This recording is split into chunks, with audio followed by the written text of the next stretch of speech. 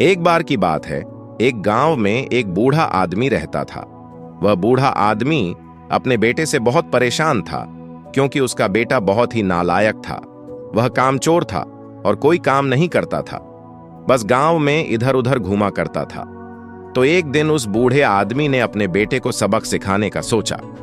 उसने अपने बेटे को अपने पास बुलाया और उससे कहा, बेटा, घर के अंदर अलमारी में एक घड़ी रखी हुई है, तुम उसे निकाल कर लाओ। लड़का घर के अंदर गया और उस घड़ी को बाहर निकाल कर लाया। फिर उसके पिता ने उससे कहा, अब तुम एक काम करो, इस घड़ी को अपने साथ बाजार में लेकर जाओ और जितने लोग भी तुम्हें मिलेंगे सबसे तुम इस घड़ी की कीमत पूछ कर आना। अब वह लड़का उस घड़ी को लेकर बाजार में चला गया। उसने बाजार में सभी लोगों से उस घड़ी की कीमत पूछी। किसी ने उस घड़ी की कीमत 500 बताई, किसी ने 1000 तो किसी ने 800। सभी लोगों ने उस लड़के को उस घड़ी की कीमत अलग अलग बताई। वह लड़का अपने पिता के पास वापस आया और उनसे कहा, पिताजी, सभी लोगों ने इस घड़ी की कीमत अपने हिसाब से बताई।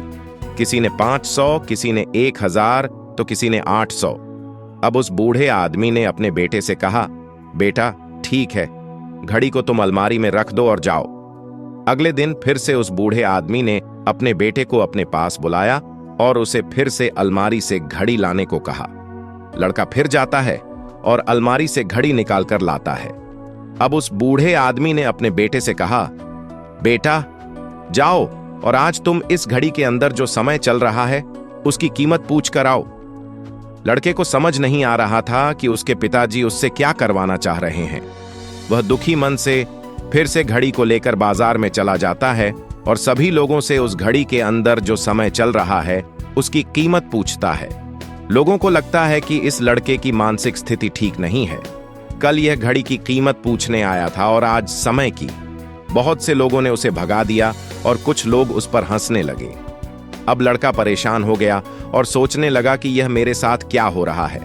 तभी वह आखिरी बार एक बूढ़े आदमी की दुकान पर गया। वह बूढ़ा आदमी बहुत व्यस्त था।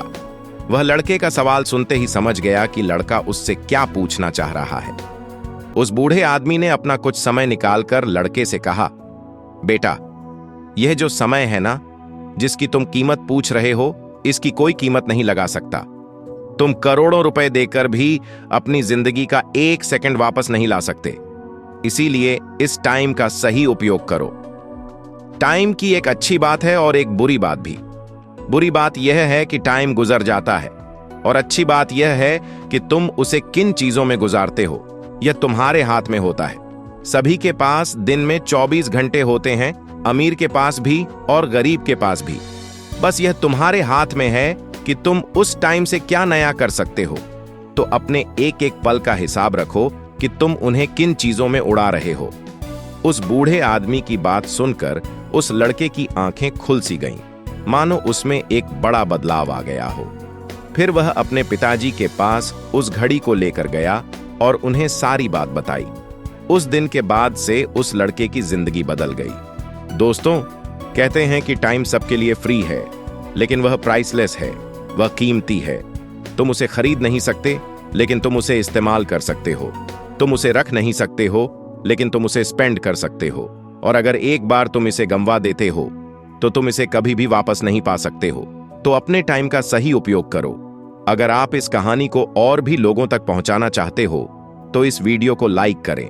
और अगर कहानी अच्छी लगी हो तो हमारे चैनल बुधा वाणी इंस्पायर्ड को सब्सक्राइब जरूर करें।